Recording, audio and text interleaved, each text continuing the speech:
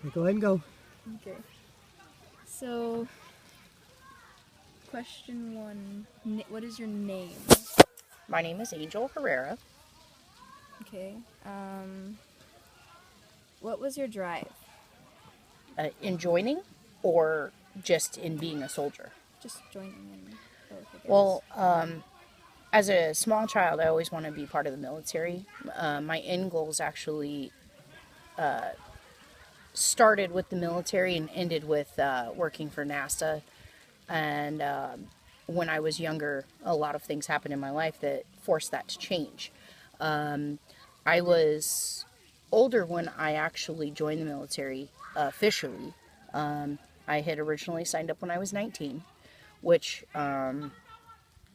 would have been fine had I got to leave at that point. I didn't get to leave because I had a child a little bit later, and so I didn't get to leave when I was supposed to. And I lived in Corning, a small town, but it's work all the time, so I didn't really have a lot of time to do much thinking on what I was missing out on. When I was about 24, I got tired of being pushed over for a promotion again, and I wasn't making any money, and I couldn't feed my family. So I said, you know what, I'm going to see what the military has to offer, see if they're willing to take me now that the kids are older and I'm a little bit older. I joined, and I never looked back. That's You have to have a dividing force of what you want to do. I always wanted to be part of the military. I just didn't start off early enough. What branch were you in? I was in the United States Army, active. Oh, where were you stationed? For the most part, I was stationed at Fort Hood, Texas. I started off with my training in South Carolina, and I moved to El Paso for about 2 months, and then I went to Georgia for a month, and from Georgia I went to Fort Hood. What was the most intimidating or memorable moment? Probably the most intimidating moment would be that first little jump in when you have to do the oath. A lot of people don't understand, but when you go in there, you have a lot of medical testing that they do, a lot of physical and mental evaluations, and then you have to take this oath. And it means that you promise, and it's a promise that you're making verbally and in writing, that you will protect the people around you and the people of this country, whether you agree with them or not. And that's pretty daunting if you think about it. Have you ever had any near-death experiences? You could say that. I was injured in September 23rd of 2008. I took an RPG to the stomach. That's a rocket-propelled grenade.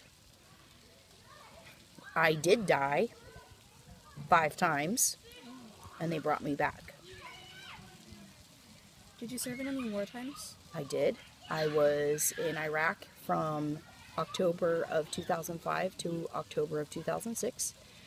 And then I was in from April 2008 until September of 2008 in Afghanistan.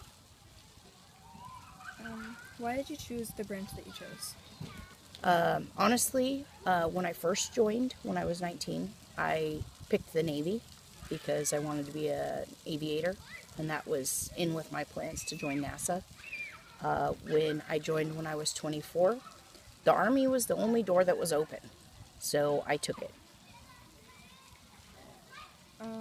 Did you serve freely or were you drafted? No draft. I'm part of the all-volunteer Army. The draft ended after Vietnam. What advice would you give to young people today? Know what you want to do in life, or some semblance of what it is, and don't give up, because even though a dream will change, remember that you can change the end destiny. So if you choose to say you want to be a writer, you may not be starting off strong in that area, but you can be there in the end. You just have to work hard and be willing to sacrifice. because sacrifice is the number one key to being successful in life.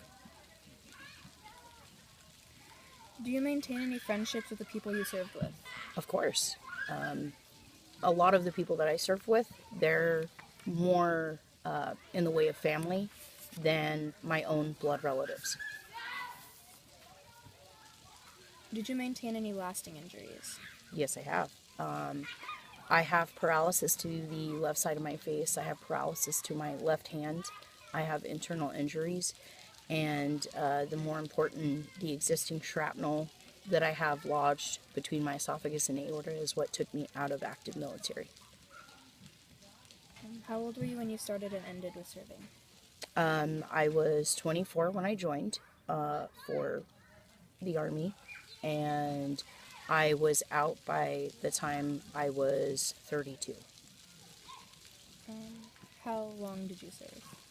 I was in for 7.5 years. What housing did you stay in?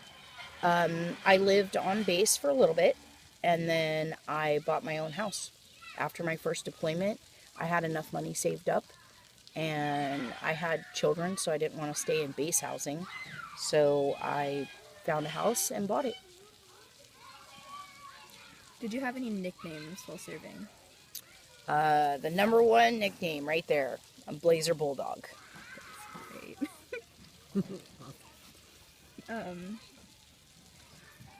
Did you travel? If so, where? We traveled a lot during deployments. When I went to Iraq, we went through the northern United States, through Canada, and we went all the way across the ocean to Ireland, Germany, and then into Kuwait and Iraq, and the same thing on the way back. And then we went through some places called Manas and all over Afghanistan.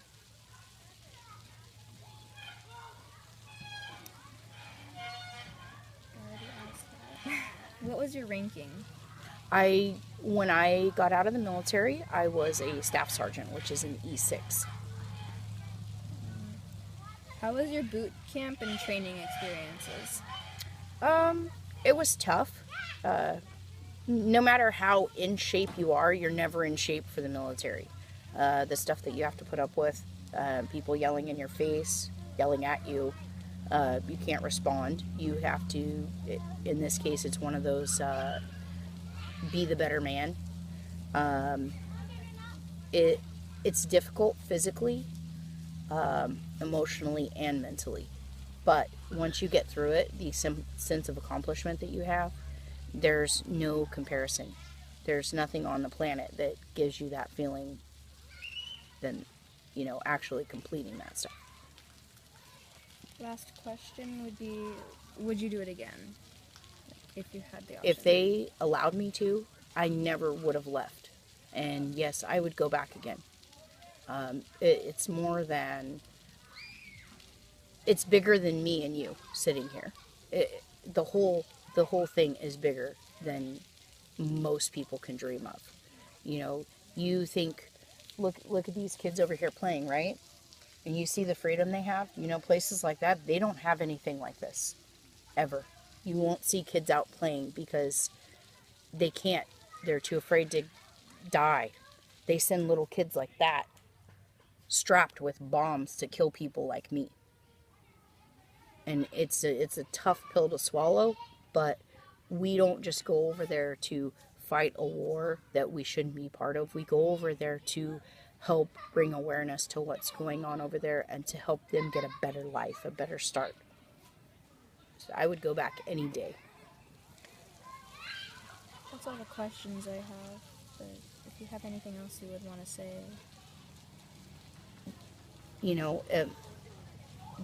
Just remember, there's a lot of things in life, that you can choose to do, and that's your choice. And whether you have somebody that's going to support you, like your mom and your dad or your grandparents, your sisters, brothers, if you have any of those, you have to feel it here in order to be able to go through with it. I mean, you really do. If you choose to be part of a greatest thing for me is military, but somebody else might have a different choice. You have a different option in your life. You choose what you want to do. You just have to fight for it. And remember that you've already started off in a good base because you have loving parents that are willing to go out on a limb for you. They may not agree with you all the time and it sucks, but at the same time, they're going to help you get where you want to go eventually. And you just have to choose what you want and go for it.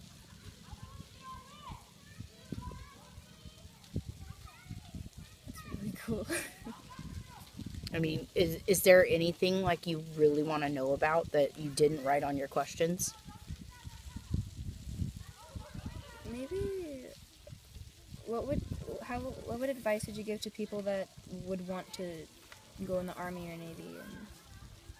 Well, one of the things that they don't tell you about, your middle school, right? Junior high time. Okay. So when you're a freshman in high school, there's one thing that you can do that can make or break your career that's coming up. First thing, you have to take responsibility for yourself and everything you do. You should already be doing that before you hit high school. But a lot of people, they live in an entitled world. They think that, oh, well, I just have to scrape by and I'll still get to go to college, do this, that, or the other. But the reality is that by the time you're a freshman in high school, you need to know, do you plan on making the military a career? If the answer is yes, you still need college. College is a stepping stone for everything in the world, and you can still go in the military and go to college. You can take college classes while you're in high school, and those college classes and those extra things, whether it be science club, chess club, any of those things, sports, those will help you in your military career because they teach you one fundamental thing: how to work with the people around you as a team and a unit.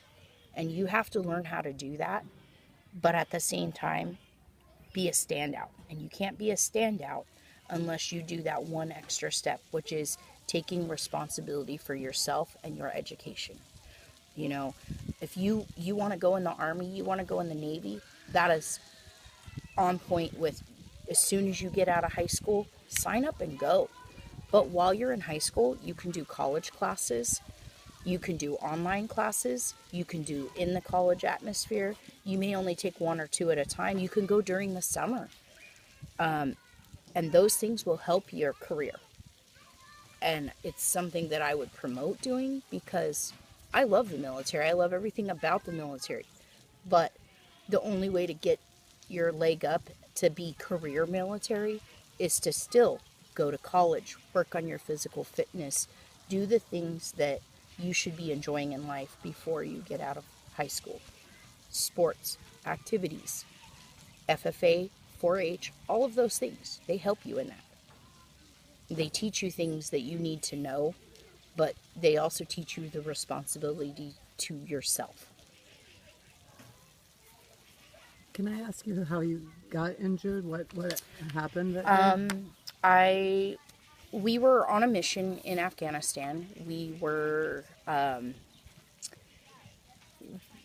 so there's little areas that you go to, and some are called a FOB, which is a forward operating base, and then there's other areas that it's a COP, which is a simple thing. It's just a smaller area.